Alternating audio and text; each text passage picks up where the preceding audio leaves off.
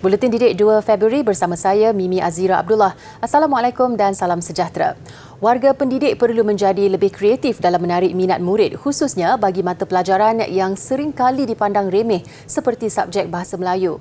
Menggunakan lagu-lagu tular di media sosial dalam mempelajari tata bahasa adalah satu pendekatan yang menghiburkan sekaligus dapat memberi lebih kefahaman kepada pelajar mengenai penggunaan kata yang bersesuaian.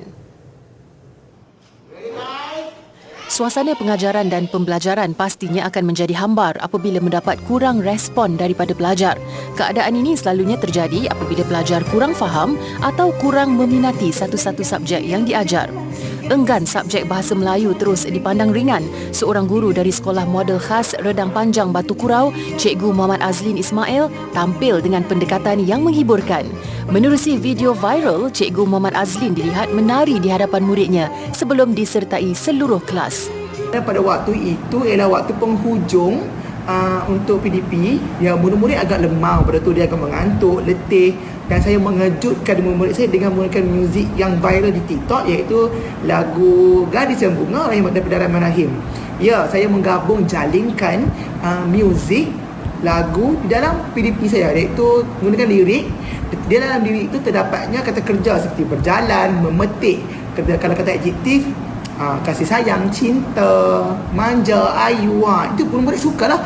6 tahun bertugas sebagai pendidik, Cikgu Muhammad Azlin melihat keperluan menggunakan pendekatan yang kreatif dan menghiburkan dalam memenangi hati murid dan seterusnya menanamkan minat untuk terus mempelajari Bahasa Melayu. Dengan mimik muka yang ceria menggunakan lagu yang dekat di hati pelajar, pendekatan digunakan ini meraih penglibatan yang tinggi dalam kalangan pelajar. Pergerakan saya buat itu adalah secara spontan. Saya tak merancang pergerakan tersebut, tapi saya lihat murid-murid sangat seronok dan teruja. Kemudian saya menyuruh mereka untuk mendengar, iaitu kemahiran mendengar dan bertutur, iaitu saya tuntut dia orang mendengar. Okey, dengar lirik. Okey, dia orang akan mendengar lirik dan dia orang akan, kemudian mereka akan catat di mana adanya kata kerja dan juga kata adjektif yang terdapat daripada lirik. Bukan sekadar mempelajari tata bahasa, inisiatif ini secara tidak langsung juga dapat mencungkil bakat pelajar dalam tarian dan nyanyian. Dalam usaha mencari dan menjejaki anak-anak pintar dari seluruh negara, Pusat Genius at Pintar Negara di bawah Universiti Kebangsaan Malaysia UKM menganjurkan program pencarian murid pintar dan berbakat secara dalam talian mulai 1 Februari hingga 31 Mei. Ia merupakan program komprehensif bagi mempersiapkan murid pintar sebelum melangkah ke Menara Gading. Menurut pengarahnya, Profesor Madya Dr. Rolinda Yusof, program yang terbuka kepada murid berusia 8 hingga 15 tahun itu merangkumi 4 peringkat. Bermula daripada pencarian anak-anak pintar itu kepada menyediakan program pengayaannya, kepada program pendidikan menengah dan akhir sekali kepada pra-universiti sebelum mereka masuk ke universiti lah.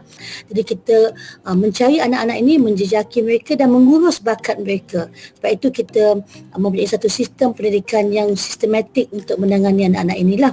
Program turut mendapat kerjasama pelbagai pihak termasuk Kementerian Pendidikan KPM, Jabatan Pendidikan Negeri JPN dan College Genius Insan di bawah Universiti Sains Islam Malaysia USIM.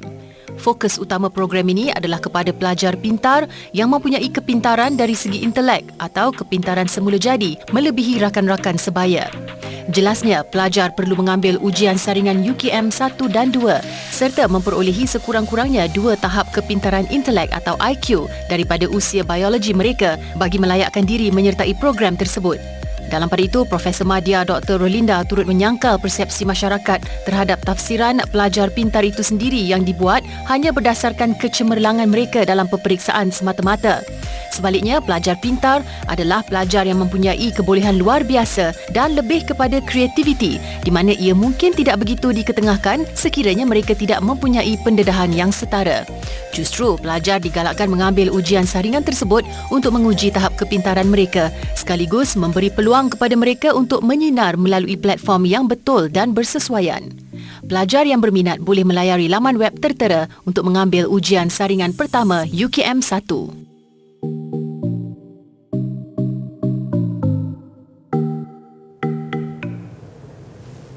Lebih setengah juta kanak-kanak berusia 5 hingga 11 tahun di negara ini telah didaftarkan melalui program imunisasi COVID-19 kebangsaan kanak-kanak Peak Kids. Menurut Menteri Kesihatan Khairy Jamaluddin, ia satu permulaan yang baik ke arah memastikan seluruh masyarakat keluarga Malaysia dilindungi daripada pandemik COVID-19.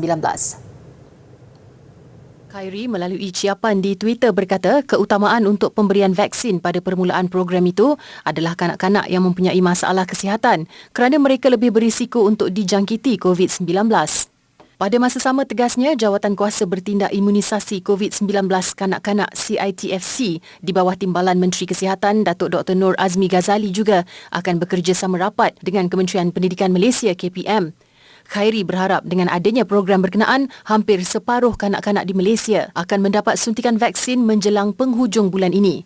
KKM meletakkan sasaran 4.1 juta kanak-kanak untuk menerima vaksin jenis Comirnaty keluaran Pfizer-BioNTech bagi melindungi mereka daripada virus COVID-19. Program Peak Kids akan dilancarkan esok di Hospital Wanita dan Kanak-Kanak Kuala Lumpur. Baiklah, kenderaan di beberapa lebuh raya utama negara dilapor bergerak perlahan petang tadi. Ini dipercayai berikutan orang ramai yang sudah mula pulang ke ibu kota selepas bercuti sempena meraihkan sambutan Tahun Baru Cina. Lembaga Lebuh Raya Malaysia LLM melalui media sosialnya memaklumkan trafik perlahan di beberapa laluan di Lebuh Raya Utara Selatan, iaitu arah selatan di Sungai Perak ke Terowong Menara, Ipoh Selatan ke Gopeng, hentian Gua Tempurung Tapah dan Bidur ke Sungkai. Selain itu, Lebuh Raya Utara Selatan arah utara turut sesak di Bukit Gambir ke Air Keroh sebelum masuk Plaza Tol Air Keroh, kawasan rehat dan rawat Air Keroh ke hentian sebelah Pedas Linggi ke Podikson dan sebelum masuk ke Plaza Tol Podikson.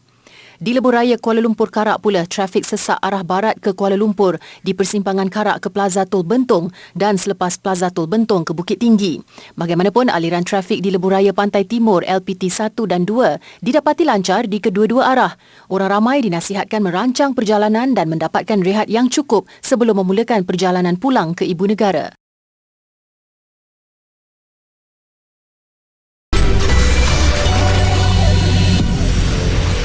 Bertemu kembali. Pada cuti panjang minggu ini, pasti ramai yang mahu beristirahat bersama keluarga tersayang. Untuk makluman, kawasan perkelahan Eco Rimba Air Menderu di Kertih Kemaman, Terengganu ditutup sementara. Ia susulan laporan penemuan kelibat harimau belang yang dilihat berkeliaran berhampiran kawasan perkelahan itu. Jabatan Perhutanan Negeri Terengganu menerusi satu notis berkata penutupan kawasan rekreasi itu berkuat kuasa serta-merta bagi mengelak kejadian tidak diingini. Meskipun sudah hampir sebulan sejak haiwan liar itu menyerang haiwan ternakan milik penduduk, orang ramai dilihat masih mengunjungi kawasan perkelahan terbabit. Susulan itu, kawasan perkelahan kini dikawal sepenuhnya bagi mengelakkan orang ramai memasukinya sehingga haiwan liar itu dapat ditangkap. Tindakan itu turut memudahkan pihak perhilitan untuk melakukan kerja-kerja pemantauan bagi menangkap haiwan liar tersebut. Kawalan keselamatan oleh pihak polis serta Jawatankuasa Pembangunan dan Keselamatan Kampung JPKK Kampung Cabang turut dilakukan di sekitar kawasan berhampiran lokasi perkelahan bagi memastikan tiada individu atau orang ramai yang mencerobohi kawasan itu.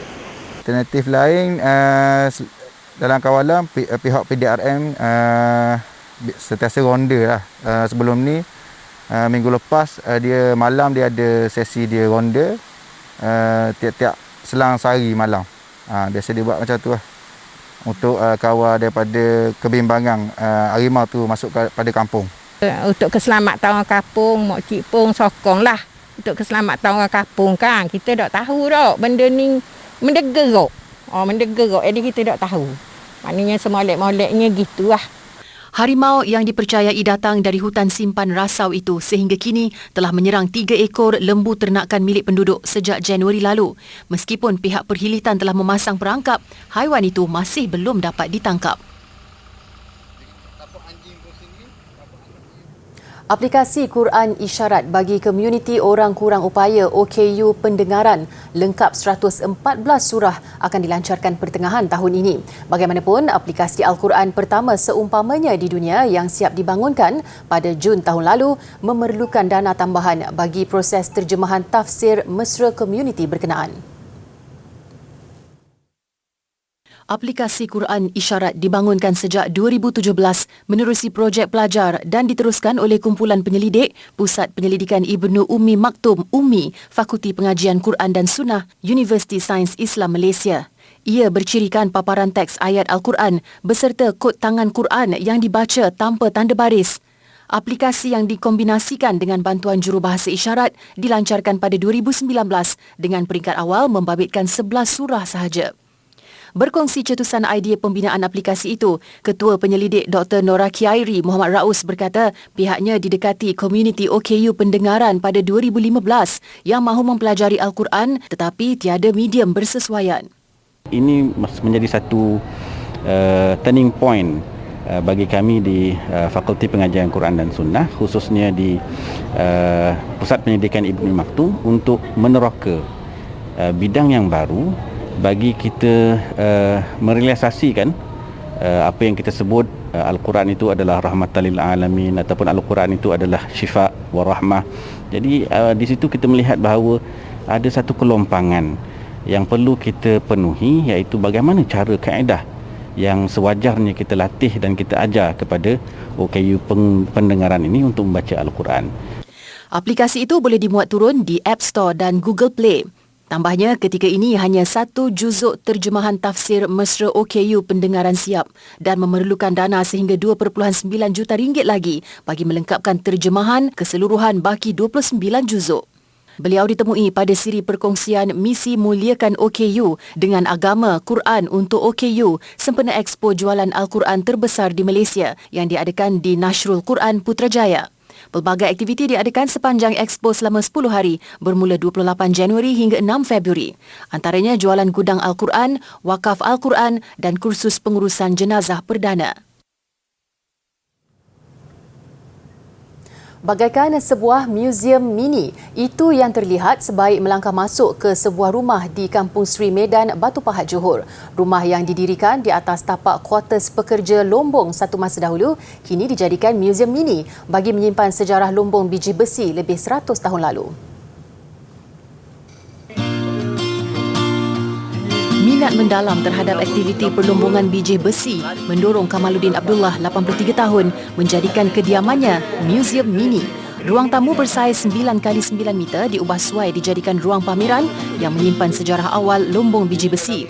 Kamaluddin satu-satunya bekas kaki tangan Lombong biji besi yang masih tinggal di Sri Medan setelah operasi perlombongan dihentikan 38 tahun lalu.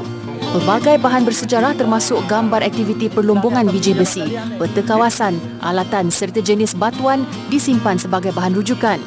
Berasal dari Besut Terengganu, dia mula berhijrah ke Sri Medan pada 1963 untuk bekerja di syarikat Malaya Miners Limited yang mengambil alih aktiviti perlombongan yang ditinggalkan syarikat ISK.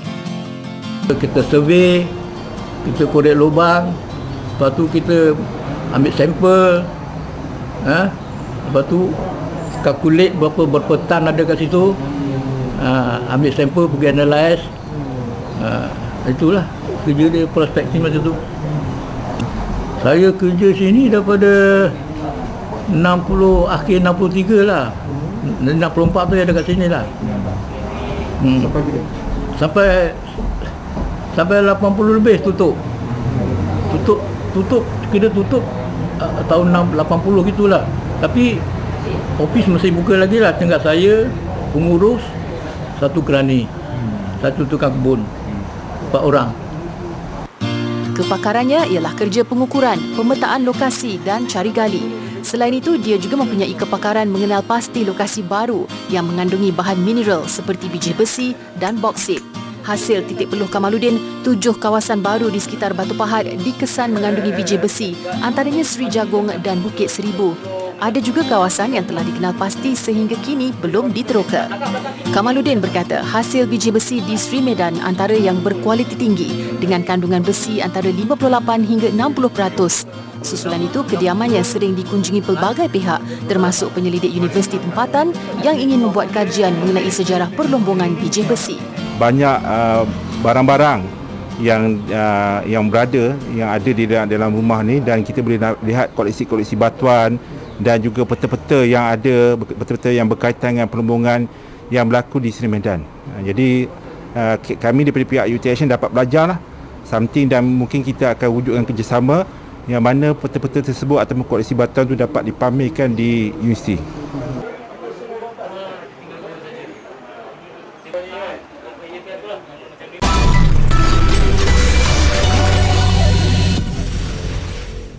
Masih bersama Buletin Didik, seorang kanak-kanak lelaki berusia 9 tahun, Muhammad Awal Mustafa, yang juga dikenali sebagai Monfa Junior, layak bergelar jutawan muda. Ini kerana dia memiliki kekayaan luar biasa bagi individu pada peringkat usia kanak-kanak. Monfa Junior berasal dari Lagos, Nigeria, adalah anak kepada seorang selebriti internet Ismailia Mustafa. Kanak-kanak ini menjalani kehidupan serba mewah sebagaimana dipaparkan di laman Instagram miliknya. Monfa Junior memiliki rumah agam pertamanya pada usia 6 tahun dan terdapat beberapa lagi rumah agam lain.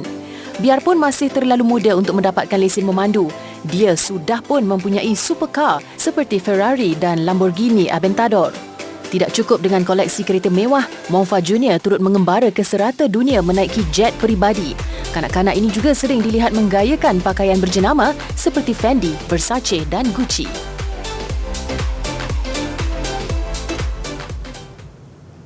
Mercu tanda di seluruh dunia dinyalakan dengan lampu merah, simbol tuah dan kegembiraan bagi meraihkan kedatangan Tahun Baru Cina. Antara yang menarik perhatian di Jepun, Iran dan Rusia.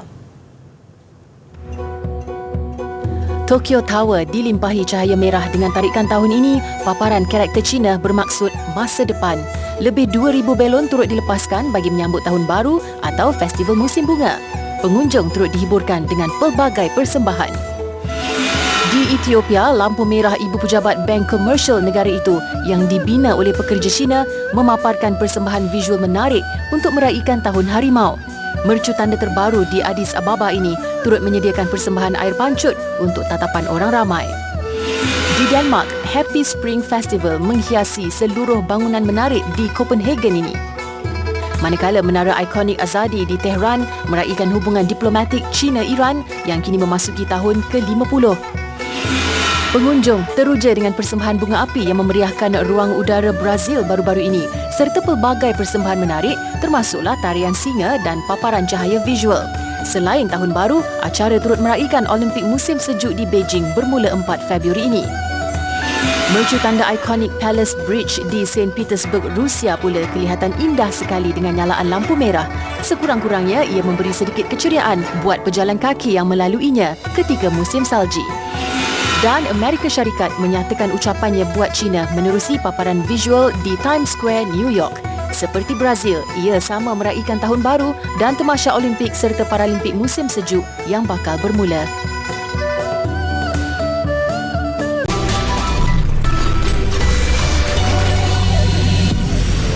Sukan. Penampilan pasukan negara Terengganu Polygon Cycling pada kejohanan lumba basikal jelajah Saudi 2022 agak membanggakan. Perlumbaan peringkat pertama kategori tinggi disertai deretan pasukan handalan dunia itu menyaksikan Muhammad Harif Saleh berada di tempat ke-18. Terengganu Polygon Cycling yang diwakili 5 pelumba turun bersaing dengan 136 pencabar dari 14 pasukan. Peringkat pertama daripada 5 yang dipertandingkan edisi kali ini mempertaruhkan laluan landai sejauh 198 km. Tumpuan pastinya terarah kepada 8 pasukan jaguh bertaraf dunia UCI yang membariskan deretan pakar kayuhan. Penentuan pemenang seperti dijangka berlangsung dramatik pada penghujung saingan. Ia menyaksikan Caleb Ewan dari Lotto Sudal ditabal sebagai juara peringkat pertama. Pelumba negara Muhammad Harif pula mencatat keputusan memberangsangkan dengan menduduki tangga ke-18.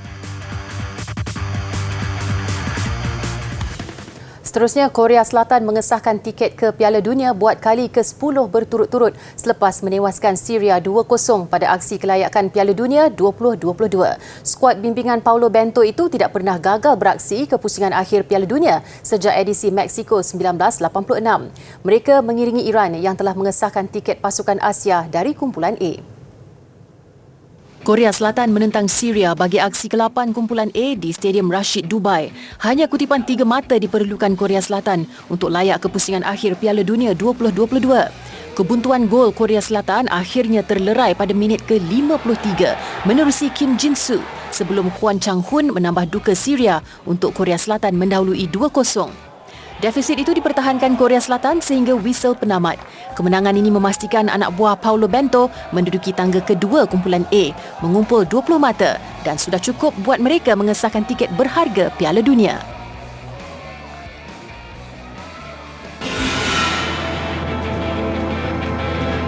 Sementara itu, pertemuan Jepun dan Arab Saudi yang berlangsung di Saitama menjadi aksi tumpuan kumpulan B. Arab Saudi yang menduduki tangga teratas dengan 19 mata hanya memerlukan satu kemenangan lagi untuk mengesahkan kemaraan lebih awal. Namun misi itu agak sukar di tempat lawan yang menyaksikan Jepun terdahulu menceriakan penyokong mereka menerusi gol Takumi Minamino minit ke-31. Kemudian, Junya Ito mencatat nama sebagai penjaring untuk melengkapkan kemenangan 2-0 tuan rumah dan mengumpul 18 mata di tangga kedua kumpulan B. Ia kekalahan pertama dicatatkan Arab Saudi dalam saingan peringkat kumpulan selain tidak pernah tewas sepanjang aksi kelayakan sejak Ogos 2017.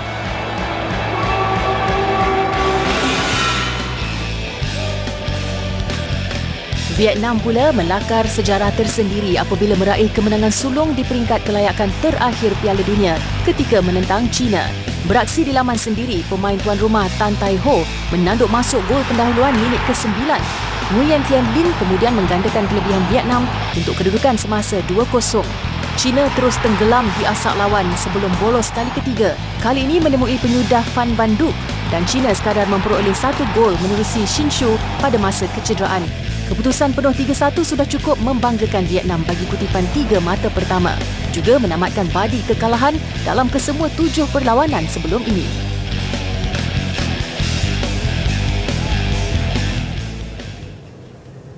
Baiklah, rangkuman sambutan Tahun Baru Cina di seluruh negara mengakhiri Buletin Didik. Saya Mimi Azira Abdullah. Salam hormat dan kita jumpa lagi.